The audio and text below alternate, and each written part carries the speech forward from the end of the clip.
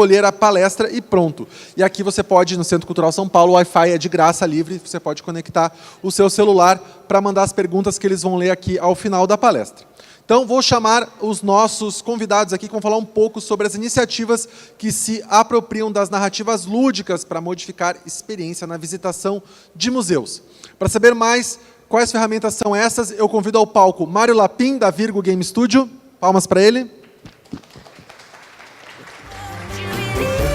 Também vai ser o nosso mediador aqui, o Mário. Então, chamando aqui Thiago Marconi, do app SP64. Rafael Adinolfi Araújo, do Catavento Cultural. E Alexandre Gonçalves, da Laborg. Boa palestra a todos. Oi, bom dia a todos. É um prazer, mais uma vez, estar aqui no Big. Aliás, boas-vindas ao Big, né? A gente está bem no primeiro dia, na primeira manhã. Eu sou Mário Lapin. Então, eu vou assumir aqui o papel de moderador, mais para facilitar, fazendo algumas perguntas. Ao final, como foi dito, a gente vai ter 10 minutos para as perguntas do público. E eu também tenho uma experiência com museus que eu vou deixar para o final. Se faltar assunto, eu entro com a minha, senão a gente explora a dos convidados.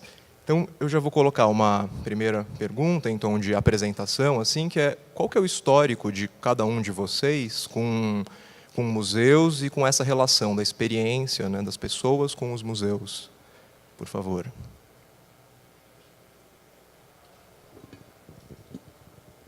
Bom, acho que no meu caso, né, eu trabalhei acho que a minha experiência é boa no sentido do trabalho que eu exerço hoje, porque eu passei 2 anos na mediação mesmo, e depois ainda passei mais 1 ano num cargo que também eu fazia mediações. Então, ajudei a desenvolver bastante coisa lá.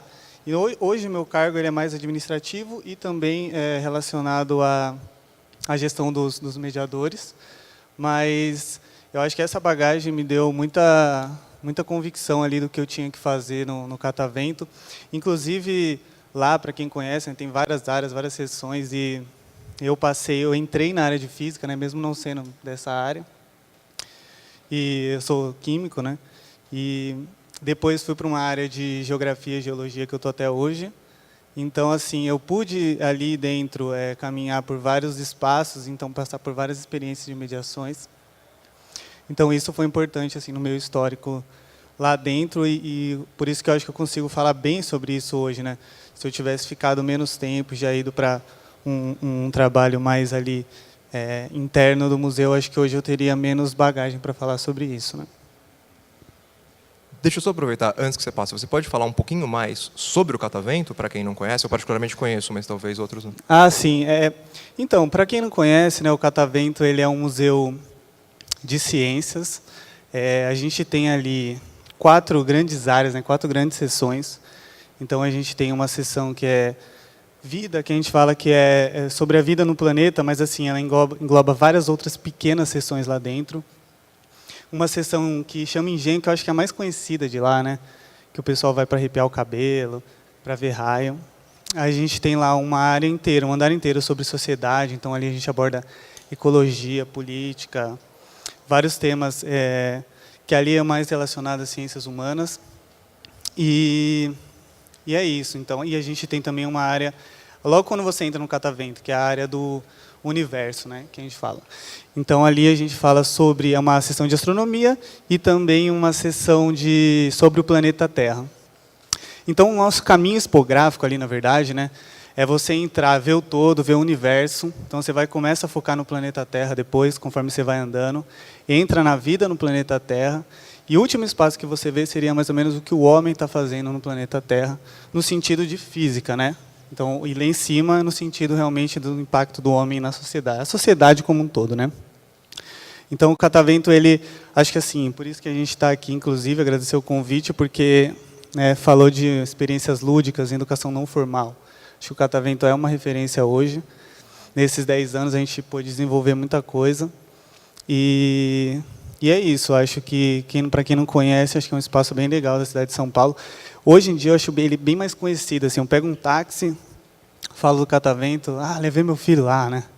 Quando eu entrei não era assim, há 4 anos e meio atrás, eu mesmo conhecia. Então, quando eu entrei no espaço, eu falei, nossa, não fui fazer uma entrevista, né? Eu falei, nossa, não sabia que tinha um lugar desse, assim, tão grande, tratando de ciências, assim, com uma qualidade muito boa. E acho que hoje em dia a gente foi adquirindo um espaço aí na cidade de São Paulo, e hoje a gente acha que é um museu bem conhecido, um museu referência nesse sentido aqui.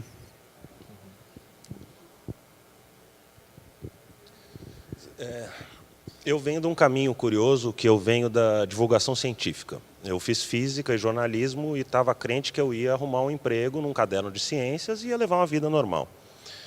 E não existe, né? A divulgação científica, como existe em muitos outros países, estruturada como uma plataforma de divulgação, ela não existe. E eu lembro que, na época, o Valmir, que é um cara da astronomia, da Sociedade Brasileira de Ensino de Astronomia, e um pessoal da Química também, virou para mim, Magrinho, que era o meu apelido, falou, Magrinho, melhor assim? Nossa, cresceu a voz, né? Oi, gente. E eu lembro que esse pessoal lá da Física virou e falou, olha, como físico você é um ótimo jornalista. Eu repensei um pouco as minhas posições e fui fazer cinema para fazer documentário. E crente que documentário seria uma plataforma que eu teria, pronto, vou fazer divulgação científica no documentário, né? E trombei noutra impossibilidade, também não existe cinema de divulgação científica no Brasil, é uma coisa, mesmo as televisões, é muito limitada, existe, eu estou sendo sacana, mas eu acho que quem trabalha com isso sabe que é muito restrito o campo e é um negócio complicado. E eu estava ali, um pouco infeliz, fazendo documentários para TVs francesas e TVs europeias sobre temas variados da América Latina e tal. Não era muito feliz ali naquela... Pagava minhas contas, eu estava bem, produzi bastante, produzi mais de 100 e tantos mini-documentários, mas era um negócio que não era o que eu queria mesmo. Eu venho da física, eu tenho uma família de nerds, eu tinha todo um papel nerd a cumprir aí.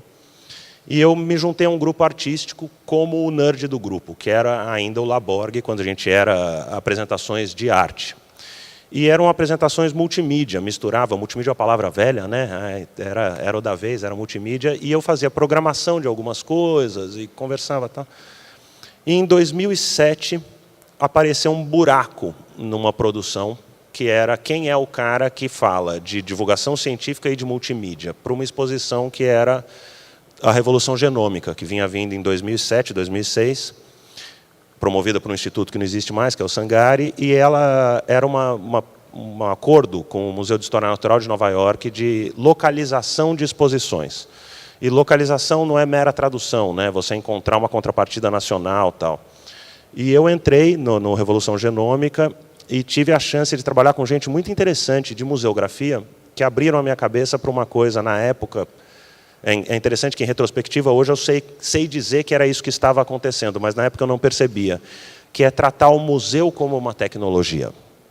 O museu, ele é uma tecnologia. Eu acho que na hora que eu for falar, eu falo um pouco mais disso, mas eu percebi ali que tinha uma postura dentro do museu que estava realmente um buraco para o multimídia, que não é um dispositivo, ele ia dialogar com isso. E aí, 2007, 2008, 2009, produzi várias coisas com diferentes institutos, como esse cara da localização da multimídia, dessa coisa, até que o Laborg, que era esse grupo artístico que eu tinha, meus sócios viraram e falaram, cara, a gente tem um negócio, a gente tem um negócio aí, que é produzir para museu e exposição. A gente está fazendo mais isso do que arte. E aí, em 2010, a gente falou, pô, tá bom, vamos assumir, então, que de grupo artístico a gente vira uma empresa disso. Então, desde 2010... a gente vem fazendo,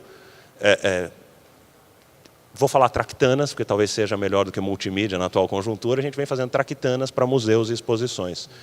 E agora, de 2015 para cá, a gente mudou um pouco, que além dessa questão de prestar serviço, de levar multimídias e traquitanas em geral para museus, a gente passou a propor exposições. Porque uma das coisas que eu acho que também a gente pode discutir mais para frente, é que quando você coloca uma coisa interativa no museu, ela tem que dialogar com muitas outras esferas. E esse diálogo, às vezes, no processo produtivo, ele é difícil. Então, é mais fácil quando você entra um pouco antes. Então, até agora, antes a gente estava conversando. Eu tenho uma coisa que a gente está produzindo em conjunto aí com o Catavento, e que já é legal quando a gente já está discutindo muito antes da obra em si. Por quê? Porque você tem todo a cenografia, a monitoria, você tem coisas muito díspares para conversar junto, né? Eu brinco muito que Hollywood, ninguém quer fazer filme ruim. Mas sai um monte de filme ruim, mesmo que os pedaços sejam bem feitos. Por quê? Porque não conversaram, provavelmente, né? E eu acho que a gente está nesse momento, que é um momento feliz de justamente estar conversando sobre como fazer isso. Então, não sei se contei um pouco como cheguei onde cheguei. Bom, tá funcionando? Tá. Bom dia, obrigado pelo convite para vir falar aqui. A minha relação com o museu pelo aplicativo SP64, ela foi um pouco episódica, assim. Eu tenho uma trajetória com alguns pontos de contato com a do Alexandre, embora eu tenha vindo do cinema e virado divulgador científico, mas o aplicativo ele corre um pouco paralelamente a isso. Eu acho que eu preciso falar um pouco então antes desse começo do aplicativo, assim. Eu tive a ideia junto com uma amiga minha, baseado num aplicativo de localização que chamava Fogo no Barraco. Na verdade era um site que em 2009, não lembro, tinha algum momento, 2010, 2011, estava tendo muito incêndio suspeito em favelas em São Paulo, e aí um amigo resolveu fazer esse mapeamento. Eu, nessa época, estava estudando, estava querendo prestar um mestrado, que eu acabei não prestando, com filmes que tratassem sobre a ditadura militar brasileira, e aí, vendo filmes de histórias em São Paulo, né, o assassinato do Marighella, o filme sobre o Boylesen, que era presidente da Ultragás e tal, eu reparei, nossa, é tudo ali nos jardins, né? Aí me ocorreu um pouco de ter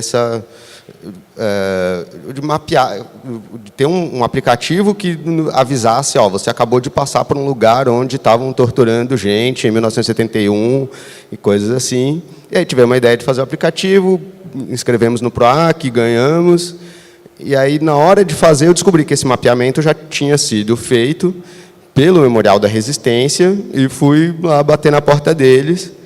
Então, a minha relação com o Memorial da Resistência foi um pouco episódica. Assim, eles foram grandes parceiros, viraram co-realizadores do aplicativo. Mas eu não tenho assim, uma experiência própria com o museu. Então, assim, o que o aplicativo traz de bom para o museu, assim, eu não sei nem se eu tenho muita propriedade para falar do ponto de vista do museu, assim. É uma coisa, é um pouco a ideia de levar o plano, né, o trabalho deles para uma coisa mais fácil, não precisar ir lá para ver as coisas que eles fizeram. Vale a pena ir, é um lugar incrível.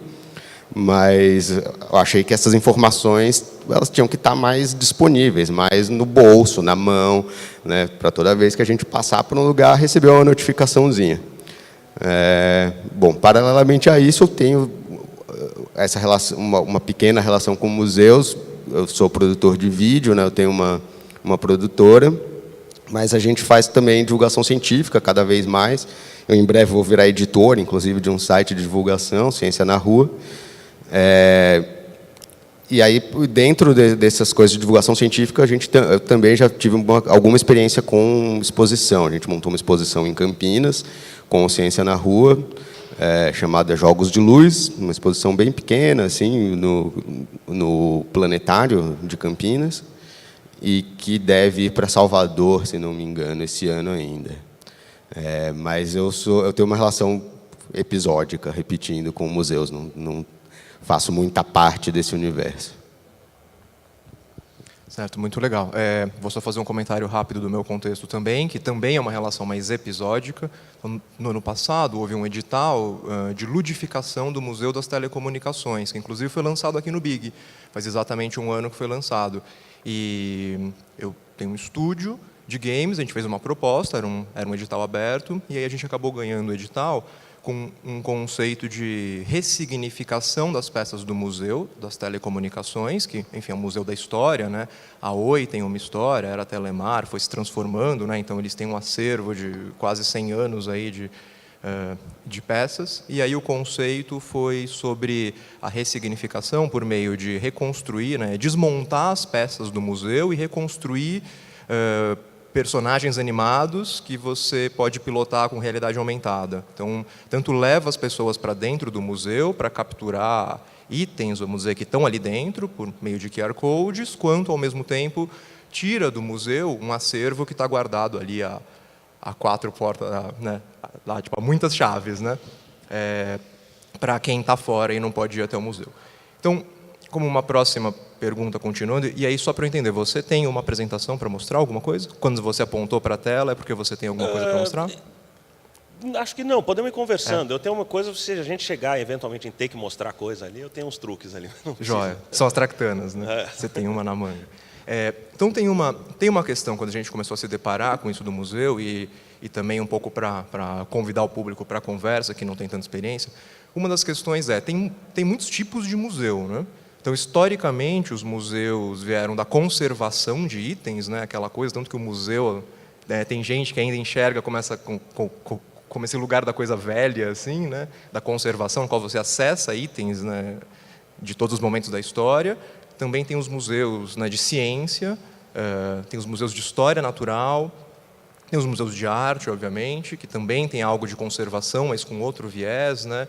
Então, para os casos de vocês, como que vocês enxergam que a ludicidade, né, que essa experiência lúdica, a experiência do brincar, então, com o museu, pode funcionar para cada uma desses tipos de museus, pode funcionar especialmente melhor para um tipo? Vocês podem comentar um pouco sobre essa diversidade de museus e a relação dessa diversidade com o lúdico? Eu acho assim que isso varia mesmo, né, pro tipo de museu que a gente está falando, mas eu acho que a experiência lúdica ela é válida em qualquer um deles.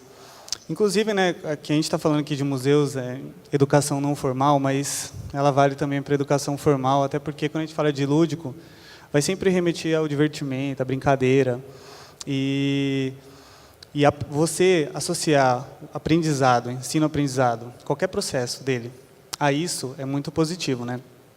Eu falo assim, se eu for falar pelo Catavento, como eu falei, é bem fácil de falar sobre isso lá, porque a gente tem diversas experiências dessas, né? E mesmo que seja uma área que lá dentro, quando você entra lá, você vai ver, mas essa área aqui é um pouco menos interativa, tem um pouco mais de leitura de painel. Mesmo assim, você vai encontrar ali alguma experiência que seja lúdica. A gente tentou adaptar isso para cada espaço do Catavento, né? Mas até pela experiência que eu tenho aí de encontro de educadores e tudo mais, eu vejo que isso é presente hoje, isso é uma necessidade, na verdade, de todos, né? Até porque, por 2 fatores, acho que tem o fato que a gente fala do visitante espontâneo, do cara que vai lá, né? E hoje, eu acredito, eu penso assim, né, que os museus eles são bem acessíveis hoje em dia. Não é caro você ir no museu, né? A maioria dos museus, por exemplo, da Secretaria da Cultura, você com R$5 está lá dentro. É muito mais barato, por exemplo, do que você ir para o cinema. Então, todos eles foram se adaptando nesse sentido. Então, quando eu vou nesses encontros, eu vejo, por exemplo, o pessoal da Pinacoteca, que é um museu bem diferente do Museu Catavento, então ali eu tenho obras de arte. Eles desenvolvem inúmeras experiências dessas, bem específicas, inclusive, para grupos agendados. Então, eles têm vários jogos que vão falar ali do Portinari, enfim.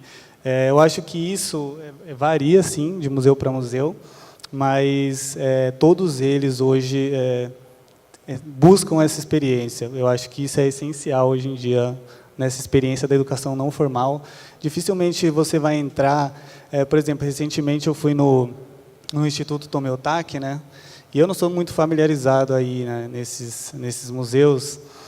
E ali, realmente, assim, você entra e você vai... ler uma ficha técnica, algo do tipo. Então, se você está com um grupo agendado, você não vai fazer isso com eles, né? Provavelmente o mediador ele vai desenvolver alguma coisa para mostrar aquele quadro, aquela obra de uma maneira diferente, de uma maneira lúdica. Então, eu acho que esse tipo de experiência é fundamental hoje quando você entra no museu, principalmente para agendados, para as escolas que estão indo lá, enfim.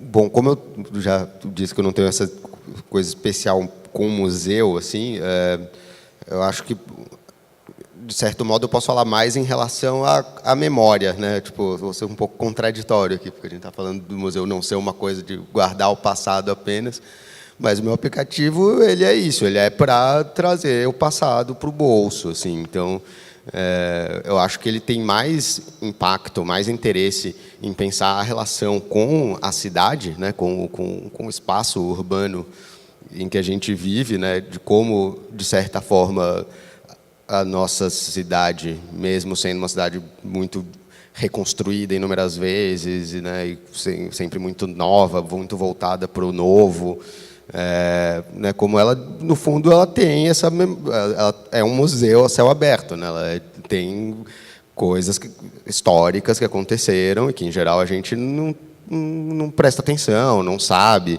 né? A gente não tem. Em São Paulo, pelo menos, sei lá, eu moro aqui há 30 anos, eu não vejo muito essa relação com a história de contar, aqui aconteceu tal coisa, né? Em Salvador, por exemplo, as pessoas mais velhas, principalmente, sabem tudo da história. Aqui chegou Tomé de Souza, aqui não sei o quê. Em São Paulo eu vejo isso muito pouco, e é muito rica, né? Por ser uma cidade tão grande e tal, tem uma história enorme sobre isso.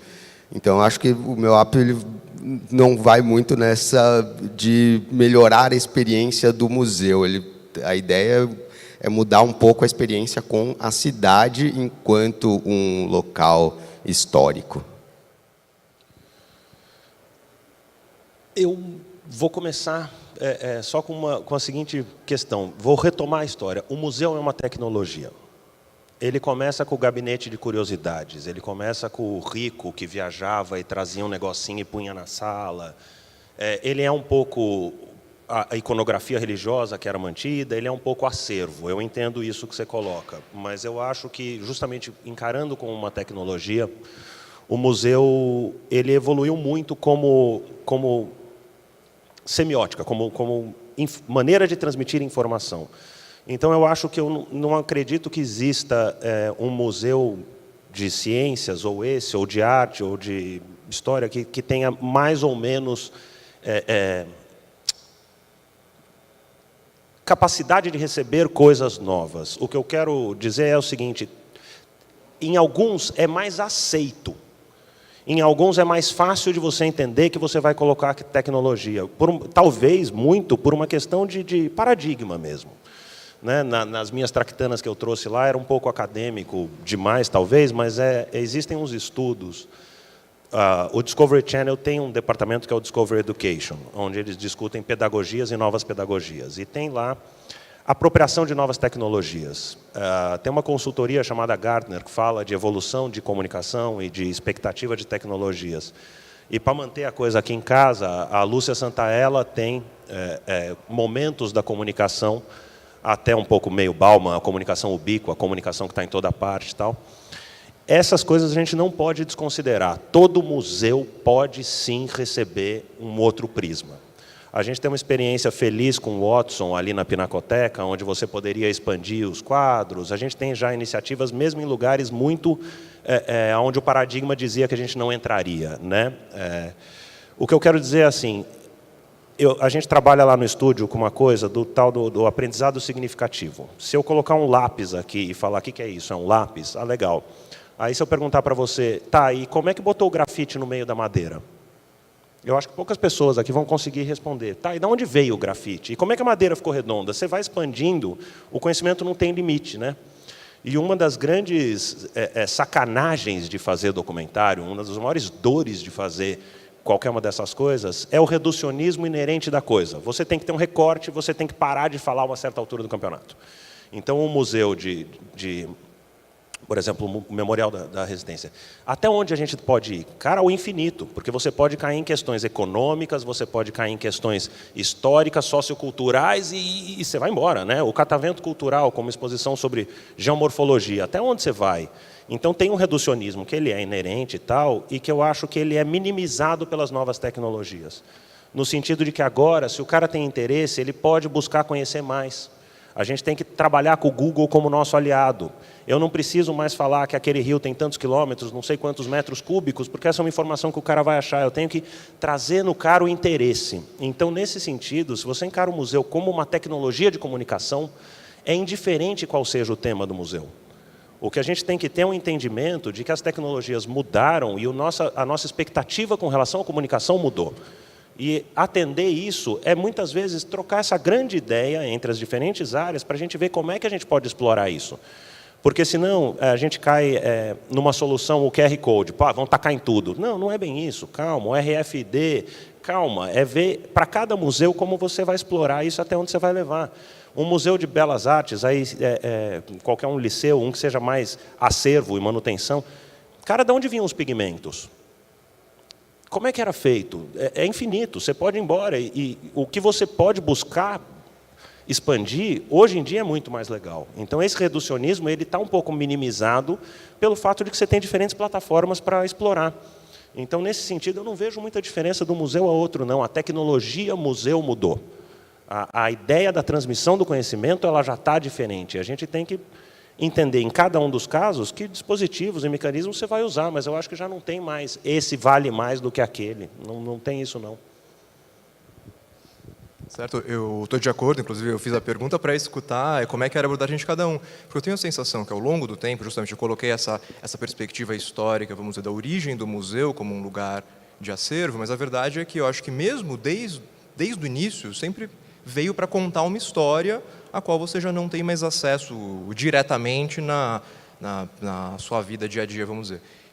Então, uma vez que você acessa o museu, ele te proporciona uma experiência que pode ter graus diferentes, né? Desde simplesmente mostrar o item e te permitir fazer uma construção, né? Imaginar o que está por trás daquele item, até trazer ganchos para você, com os quais você pode, de alguma maneira, interagir. Pode ser desde o mais simples até ler uma plaquinha, que provavelmente é a forma mais rudimentar também, é menos interessante, provavelmente, mas já é uma forma de te conectar com uma história, né? Até todas as outras possibilidades, que são essas que a gente está discutindo aqui agora, da ludificação, enfim. Eu entendo muito o lúdico como experiência de exploração, mais do que como uma brincadeira divertida, que está incluso. Toda brincadeira divertida é também uma experiência de exploração, mas não se limita a isso. E eu tenho a sensação, quando a gente fala ludificar um museu, é justamente nesse sentido que cada um de vocês já contribuiu agora um pouco. Então, a minha próxima pergunta, a curiosidade, é: que métodos vocês usam, usando até como gancho que você disse por último, que métodos vocês usam para construir essas narrativas de uma forma não só a conectar com o que é aquela peça, o acervo, às vezes o conceito, né, no caso de um museu de ciência. Isso é interessante também, uma digressão rápida. No museu de ciência, você pode, digamos, no caso das telecomunicações, colocar um rádio antigo ali e falar da história desse rádio, mas se for com a abordagem do museu de ciência, tem as ondas por trás, qual é a tecnologia que está por trás, e no caso o fenômeno físico que está por trás desse rádio. E isso só o rádio nunca vai te trazer. Então é aí que você pode construir uma outra experiência para contar essa história, né, do fenômeno que está por trás daquele item, né? Então, esse foi um exemplo. Que métodos vocês usam? Como é que é o processo criativo de vocês para construir essas histórias de uma maneira que ela não só resgate, mas que ela também desperte a curiosidade, né? Talvez aí seja legal se mostrar suas tractanas. A gente lá no estúdio, essa é uma coisa que foram reuniões, eu tenho muito a agradecer a um monte de consultores científicos que eu tive lá atrás, pessoas que fizeram consultoria científica para os meus projetos. E eu tive brigas homéricas com o Marcelo Nobel, até porque ele da física também, a gente tinha ali o mesmo espaço que a gente estava discutindo e tal, e ele foi consultor numa exposição sobre o Einstein que a gente fez. E chegou uma hora em que a gente sentou, ele, a Carmen, que é uma professora que me reprovou na física, querida, assim, eu encontrei ela nessa situação, tal. E a gente sentou os físicos num canto da mesa e olhou e falou: olha, isso aqui é um sistema complexo. E por ser um sistema complexo, a gente tem que entender que pequenas alterações lá vão mudar na gente. Se a cenografia não der conta do meu projetor, o meu projeto não funciona, ali tem um barulho. E a gente fazia umas reuniões horrorosas, balbúrdia em mesa com muita gente. Quando eu tive a chance depois, no estúdio, de conduzir essas reuniões, a gente carinhosamente chamou de máquina de moer carne. Coloca todo mundo numa sala e vê quais são as expectativas de cada um desses caras, do cenógrafo, do consultor científico, do curador, dos executores, e aí a gente não pode esquecer quem está fazendo as coisas. A gente, né? A gente tem que estar junto nessas reuniões, porque se o curador e o consultor científico decidirem, eles deixaram de usar coisas da nossa prática, da nossa inteligência. Se a gente decidir, a gente vai deixar de usar coisas da curadoria. Então, a gente está instituindo já há algum tempo essas reuniões de máquina de moer carne. Todo mundo vai falar e as ideias vão ser desconstruídas um bom tempo até a gente voltar para um processo linear de desenhar o percurso expositivo. A hora em que esse percurso expositivo está desenhado, a gente volta e destrói ele de novo em incapacidades técnicas. A tua ideia é linda, mas ela significa que o cara já tem que saber o que é onda e tal. O teu exemplo do rádio é lindo. Onde é que acaba, né? O rádio era ao vivo, não tinha tape. Você vai falar disso? Então, você vai identificar esses braços, esse rizoma de informação e falar onde é que a gente corta e para que lado a gente vai. É um negócio que demanda muita gente falando expectativas e impossibilidades, né? Cada um na sua área. Então, eu não vejo muito jeito sem ser uma reunião um pouco mais horizontalizada. Aquele formato antigo de linear, eu tenho um projeto, chamo o consultor que desenha, que vai e tal, ele se aplicava muito bem a esse museu com legendas. Esse museu com legendas funcionou muito bem, assim. Já não está mais desse jeito. A gente tem que ter umas reuniões um pouco mais, a princípio, desgovernadas, mas ela é só a complexidade emergindo ali, né? Ela não é desgovernada, ela só é não linear. Ela vai e volta, e você tem essas coisas. E eu vejo muito... A gente já sabe disso. Ele já sabe disso, eu já sei disso, vocês já sabem. A gente já sabe disso, né? Talvez seja a hora da gente ver agora, institucionalmente falando, os processos. Para dar um exemplo, teve agora uma renovação, uma exposição temporária no Museu da Manhã. E as licitações vieram com as cenografias já desenhadas. Por quê? Porque é o processo licitatório normal, é assim que é feito. Só que a hora em que a cenografia já está desenhada, muito da construção do espaço já é inviável, porque você já não consegue mais mudar, aquilo já entrou num pedido licitatório, aquilo já está protocolado, carimbado, assinado no Diário Oficial. Como é que você vai mudar? Como é que você vai voltar a contribuir com aquilo? Você vai executar aquilo. Você não vai conseguir, de fato, ter uma troca. Não estou falando deles em específico, isso acontece com o SESC, isso acontece com o Catavento, isso acontece com qualquer uma das instituições, isso acontece comigo lá no estúdio. A gente está numa época em que a gente também, não só o processo criativo, mas o processo de construção a gente vai ter que começar a questionar. Como é que a gente desenha esse desenho de produção da coisa para a gente dar conta dessas idas e voltas?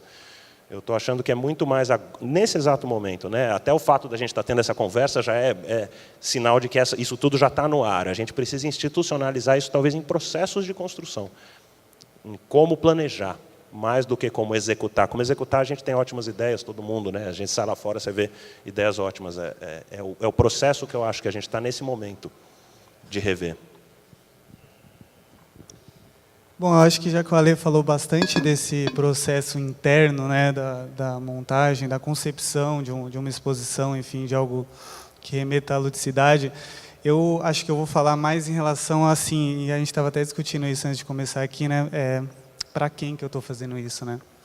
Eu acho que isso lá no Catavento é bem complicado. Toda vez que eu vou fazer entrevista para contratar algum mediador, eu falo assim para ele... lá no Catavento, a faixa etária ela é bem específica, assim, de 0 a 100 anos, mais ou menos, né, que vocês vão atender ali. Então, isso, acho que parte do processo criativo, ele também vem pensando para quem você está fazendo e o porquê você está fazendo. Então, assim, na nossa concepção lá, para nós é fundamental uma coisa mais simples, né? Mesmo que, se a gente for falar do rádio, né, se for falar da onda, então, inclusive, lá tem isso. Tem um tubo que você vai apertar um botão, vai sair um som, e aí você tem umas bolinhas que vão fazer o comprimento da onda, né, lá dentro desse tubo. Então, assim, será que eu vou falar, no nosso caso ali, né, será que eu vou falar da equação V igual a frequência? Né, será que eu vou falar, será que a gente tem vários experimentos de magnetismo, será que eu vou falar ali das equações de Maxwell? Enfim, a gente evita isso lá, né? Porque eu penso assim, num museu, num espaço de cultura, um espaço que seja acessível para todos. Então, sempre na nossa concepção ali, criativa, a gente considera esses elementos realmente assim, da onde você está, quem está indo lá, né? Quem é o seu público. Então, se a gente pegar nas férias, mesmo durante a semana, grupos agendados, crianças de 3 anos, ou então grupos de idosos de 80, 85 anos que vão lá. Então, parte dessa experiência, ela tem que ser acessível a todos ali. Então, isso sempre é um desafio, né? Falar do lúdico, falar desse desenvolvimento. Estava até conversando com a Lê, né? A gente está com um projeto juntos, de uma exposição que eles fizeram para o Sesc, e, assim, não posso, né, Ale, pegar ela e colocar lá no catavento, né? É inviável isso, porque eles fizeram, pensaram, desenvolveram, e aí nesse caso foi diferente do que o Ale falou, né? Ninguém desenhou para vocês antes, falaram, né, vocês não têm que fazer assim, né? Foi uma concepção deles, né? Mas feita para um lugar específico, contrataram eles lá para fazer isso. Então, assim, a gente está com essa ideia de trazer ela, mas a gente estava até discutindo aqui antes de começar, né? Várias coisas que a gente já está pensando para adaptar ela para esse espaço, né? Quer dizer, para uma criança também conseguir mexer nela sozinha, né? Sem ter uma mediação, por exemplo.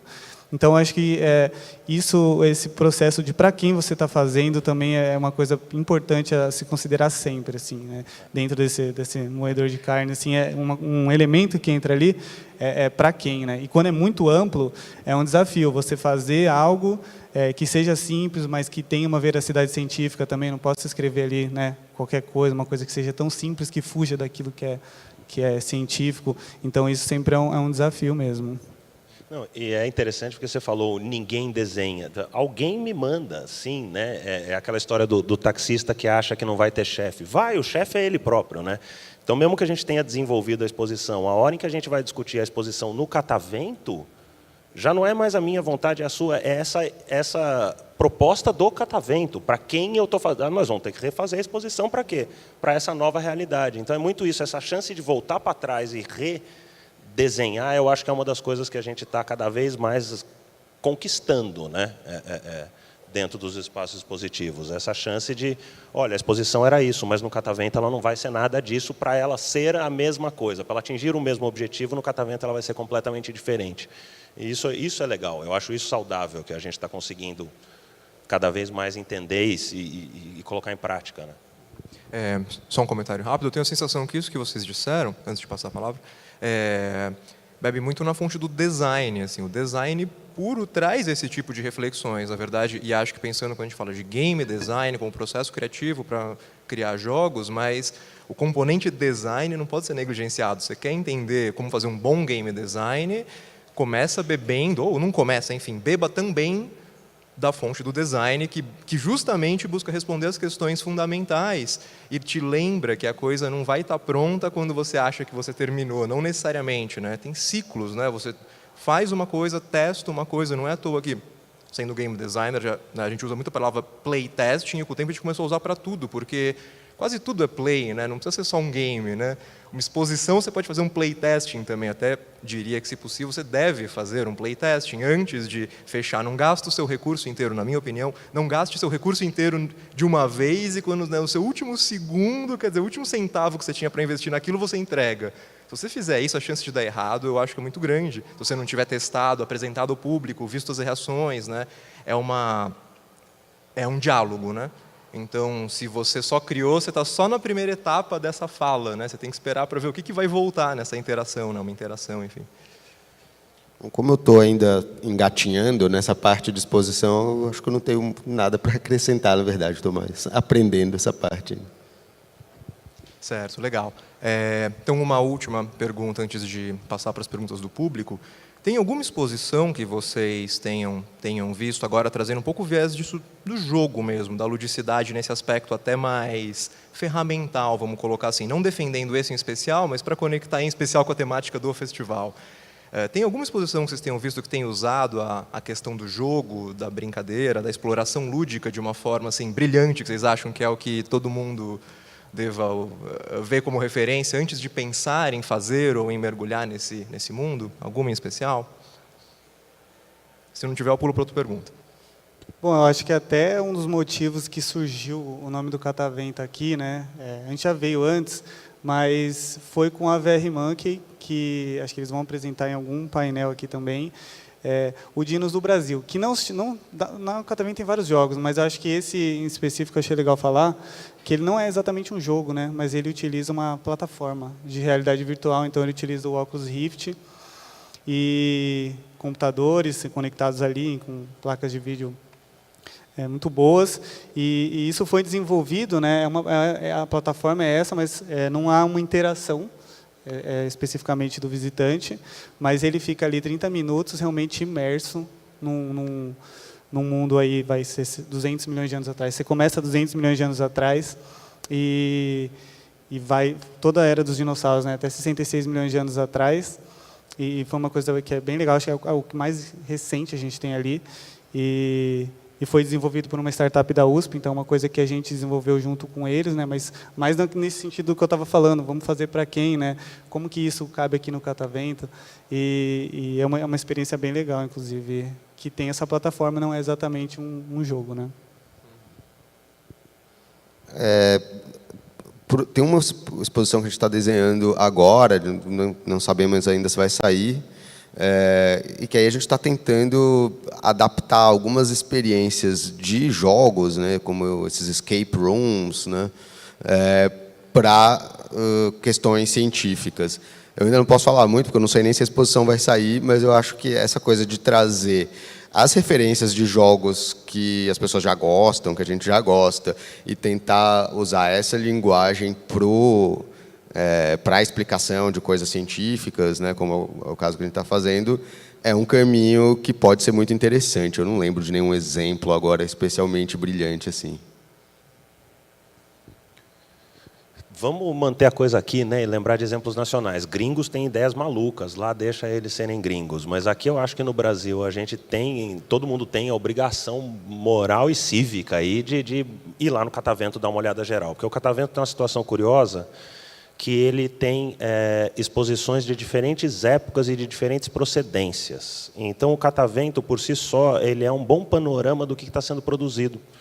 Então, junto com o Dinos do Brasil, que é essa exposição, tem um rabicho do Einstein, que foi essa que eu montei, aonde, para o Catavento, várias coisas foram tiradas, outras foram acrescentadas, e por aí vai. E eu acho que é uma maneira legal, até se você faz o contraste de como a exposição era e como ela se encontra hoje no Catavento, é bem interessante para ver o que coube, né? Então, por exemplo, eu tinha na exposição do Einstein uma mesa de bolinhas onde você brincava de simular o movimento browniano, tá? Uma coisa super complexa.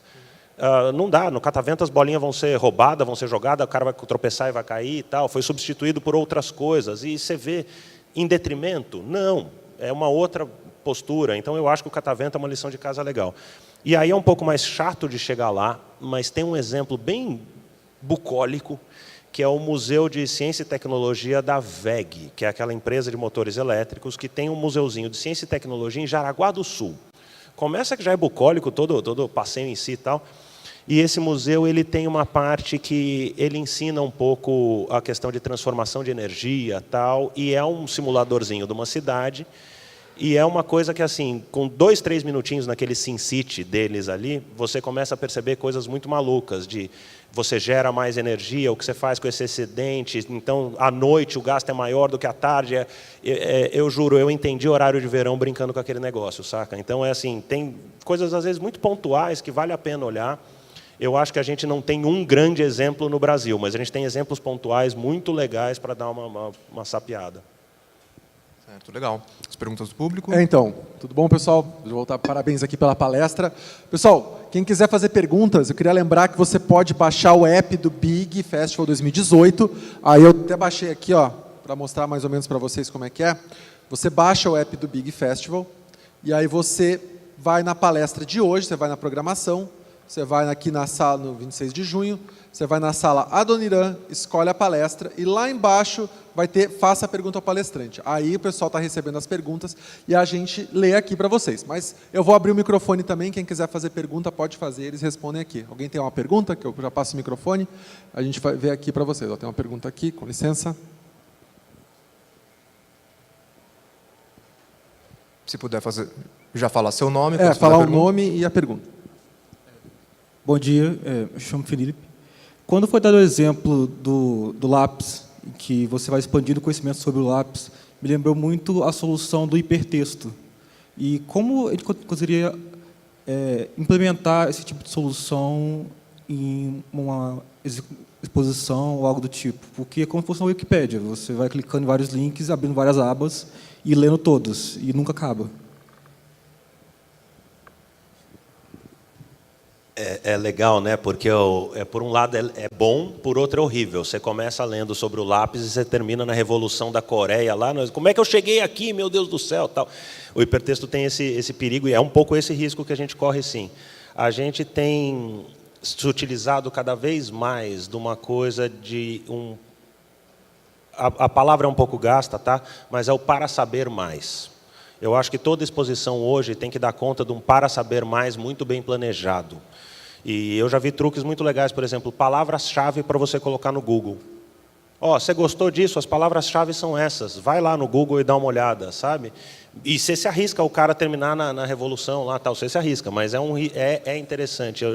Eu tenho visto muito mais que a gente tem que dar mecanismos para o cara ser um bom autodidata a hora que ele saiu da tua exposição.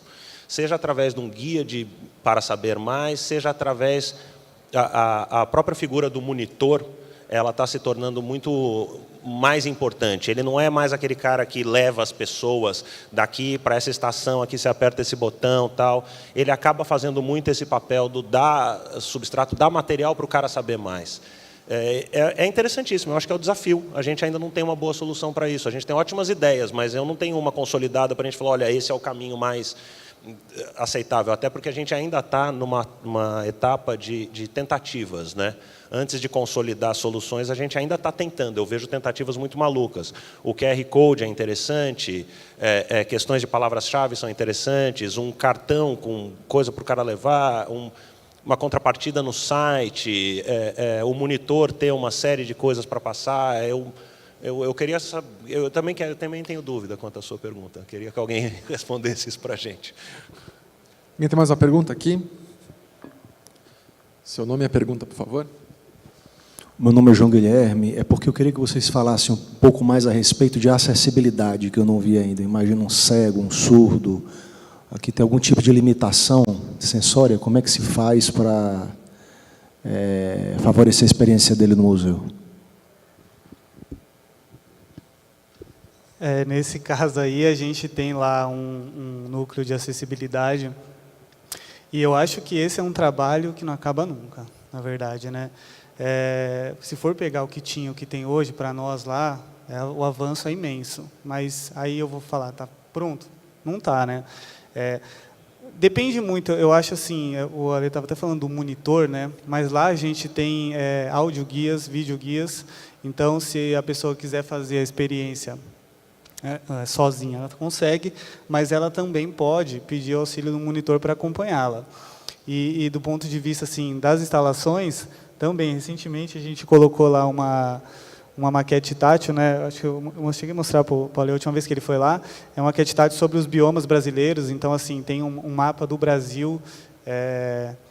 Você vai lá ver qual que é o bioma, depois você vai na bancada do bioma. Isso tudo a gente fez específico para deficientes visuais. Só que é o que eu falei, você nunca vai conseguir contemplar tudo de uma vez. É uma coisa que você vai avançando ao longo do tempo.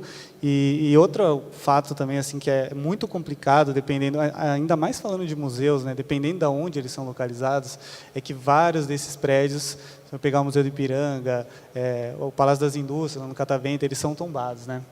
Então, aí, quando você vai falar da mobilidade da pessoa também lá dentro, também é um desafio que é diário, né? Porque você tem que... qualquer modificação estrutural que eu vou fazer, tem que ir num órgão chamado Condefat para eles aprovarem. Então, assim, esse é um trabalho que ele começou 10 anos atrás lá para nós, e ele continua hoje, e eu não vejo que ele vá terminar. Ele sempre vai estar ativo, né? E cai na questão do planejamento. A gente já tem que planejar obras acessíveis, porque você implementar acessibilidade depois da obra pronta vira um Frankenstein medonho. O bom exemplo do Museuzinho da VEG, vou dar o mau exemplo do Museuzinho da VEG. Os vídeos estavam vídeos históricos lá que tinha que mostrar. E, rapaz, tem que ter audiodescrição, mas tem que ter legenda, mas tem que ter libras, tem que ter... Chegou uma hora que o vídeo era um thumbnail desse tamaninho e o resto da tela estava ocupada pela tractana toda, tal. E não, mas a gente tem muitos imigrantes, a gente tem aqui necessidade, então era acessível e trilingüe. Chegou uma hora, cara, que eu olhei e falei, gente, vamos parar e vamos começar de novo, porque isso aqui não vai mais, né? Então, Eu acho que remendar acessibilidade é um negócio complicado. Se a gente puder cair na máquina de moer carne, uma maneira de pensar como colocar questões de acessibilidade é melhor. Mas concordo com o Rafa, chega uma hora que tem limites, e algumas coisas você não vai passar a mesma experiência, você vai ter que reinventar a experiência para o cara que tem algum tipo de dificuldade. Eu, recentemente, fiquei monocular, perdi bastante dessa visão de um olho. Pô, eu adorava as coisas estereográficas, adorava, não funciona mais comigo. Então, qualquer coisa com óculos polarizado não funciona mais comigo. Mas, pô, é um caso específico, eu vou ter que contemplar isso? Não, faz uma versão não polarizada, que o cara pode ver sem o 3D. Putz, mas tem que fazer outro render. Então, você tem que parar para pensar muito antes da coisa executada, senão vira cada Frankenstein maluco. Esse exemplo dele do bioma, ele até mostrou com orgulho, que realmente é de dar orgulho. É um negócio que eu consigo aproveitar, ele consegue aproveitar, o cego consegue aproveitar. É uma experiência que não está excluindo ninguém, mas você vê que ela foi pensada para isso. É muito mais fácil do que remendar. Só que a gente tem que remendar o que já existe, né? Então, não estou dizendo que a gente não vai remendar, a gente vai remendar o que já está pronto, mas, se possível, pensar antes, para tentar passar uma experiência tão complexa ou tão interessante quanto. Senhoras e senhores, Thiago, Rafael, Alexandre, muito obrigado. Sou Mário Lapim.